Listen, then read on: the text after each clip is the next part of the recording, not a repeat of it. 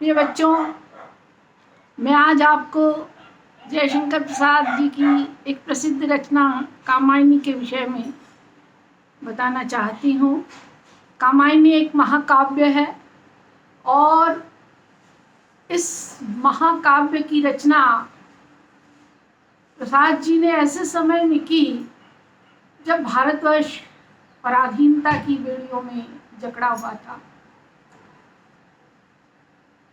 तो उस समय आवश्यकता थी कि ऐसा सृजन किया जाए जो प्रकारांतर से हमें कुछ दे पाए, जिसमें कि हम इस देश के लिए कुछ मूल्यों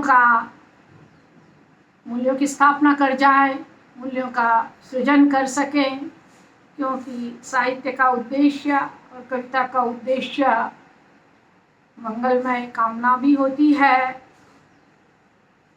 इसलिए कवि प्रसाद जी की यह कामायनी कोई साधारण रचना नहीं है। इसके विषय में तो यहाँ तक कहा गया है कि यह भूतो न भविष्यति, इसे पंचम वेद भी कहा गया है। कहने का अभिप्राय ये है कि इसमें आप जो भी अपनी अपनी दृष्टि से ढूंढना चाहें आपको मिलेगा, लेकिन इतना अवश्य है कि क्योंकि यह खड़ी बोली का महाकाव्य है, इसलिए कहीं ऐसा ना हो कि हिंदी के पाठकों के लिए इसमें सामान्य जन के लिए शब्दों की जटिलता और शब्द विन्यास भारी पड़ जाए।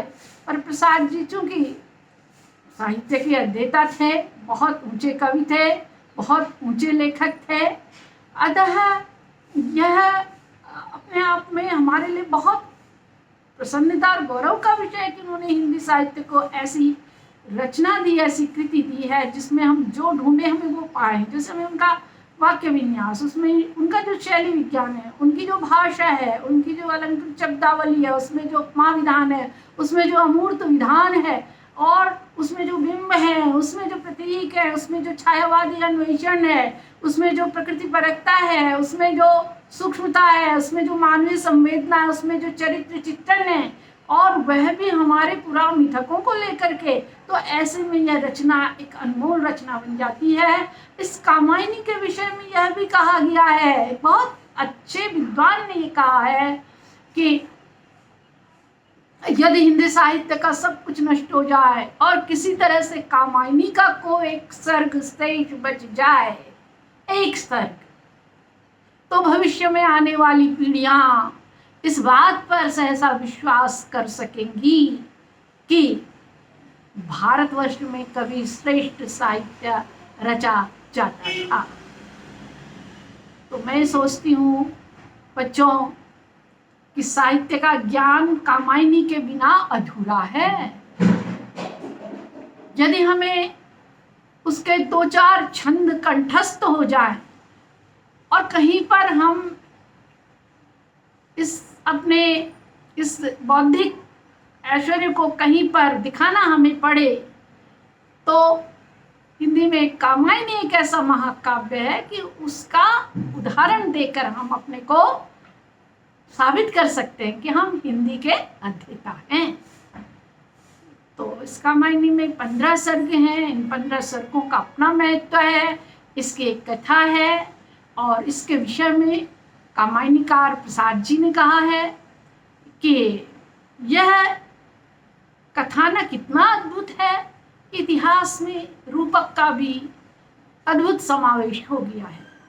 इसलिए मनु, श्रद्धा और इड़ा अपना स्वतंत्र अस्तित्व रखते हुए भी किसी सांकेतिक अर्थ की भी अभिव्यक्ति करें तो मुझे कोई आपत्ति नहीं है। कहने का अभिप्राय यह है कि यह रूपक कथा काव्य है, और इसको हम जितनी गहराई से हम इसका अध्ययन करेंगे उतना उतना हम इसमें श्रेष्ठ पाते रहेंगे। कहते हैं जिन ढूंढा तिन पाइया गहरे पानी बैठी, मैं बौरी डूबन डरी रही किनारे बैठी। तो हमें किनारे नहीं बैठना है, हमें इसमें गोते लगाने हैं, हमें इसमें अवगाहन करना है। हमें देखना है कि कामायनीकार इस कथा के माध्यम से क्या कहना चाहता है, क्योंकि मनु और श्रद्धा की कथा केवल कामायनी की कथा नहीं है, यह हमारे वेदों में वर्णित है ना। शत्रुपा, मनु आदि, प्रजापति, प्रजापिता ब्रह्मा, प्रजापति आदि आदि, इन शब्दों का जो इन पूरा चरित्रों का जो हम अपने माइथोलॉजी में, अपने पूरा शास्त्रों में हम इनका वर्णन पाते हैं, वह वर्णन यहाँ भी दिया गया है। तो उसमें हमें देखना है कि क्या क्या ये कहना चाहती है कथा। तो इसके बारे में मैं बीच बीच में ऐसे छोटे छोटे टुकड़े जो है इस आभासी मंच पर देती रहूँगी। और तब तक के लिए धन्यवाद बच्चों, खुश रहो, प्रसन्न रहो।